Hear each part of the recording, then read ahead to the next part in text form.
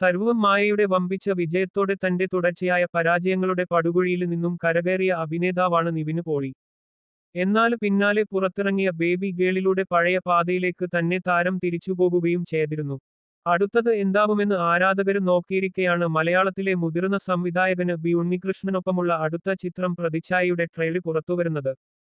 ഇപ്പോഴിതാ മാർച്ച് 26-ന് ചിത്രം പുറത്തിറങ്ങുമെന്ന വാർത്തകളാണ് സോഷ്യൽ മീഡിയയിൽ ശ്രദ്ധിക്കപ്പെടുന്നത്. വമ്പന് ചിത്രങ്ങളുടെ റിലീസിനിടയിൽ ചിത്രം എന്ന് പുറത്തു വരുമെന്ന കാര്യത്തിൽ അനിശ്ചിതത്വത്തിലായിരുന്നു.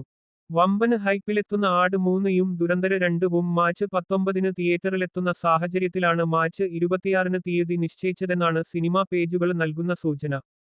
അതേസമയം ഏപ്രിലിലേക്ക് റിലീസ് നിശ്ചയിച്ചാൽ മോഹൻലാലിന്റെ കരിയറിലെ തന്നെ ഏറ്റവും വലിയ ഹൈപ്പേറിയ ചിത്രമായ ദൃശ്യം 3-യുടെയും വാഴ 2-വിന്റെയും റിലീസിൽ പ്രതിച്ഛായ മുങ്ങിപ്പോകാന് സാധ്യതയുണ്ടെന്നും പലരും വിലയിരുത്തുന്നു. ഈ സാഹചര്യം മുന്നിൽ കണ്ടായിരിക്കണം രണ്ട് തീയതികൾക്കും ഇടയിലുള്ള ഡേറ്റ് ചിത്രത്തിന്റെ അണിയറ പ്രവർത്തകര് കണ്ടെത്തിയതെന്നും പലരും അഭിപ്രായപ്പെടുന്നു.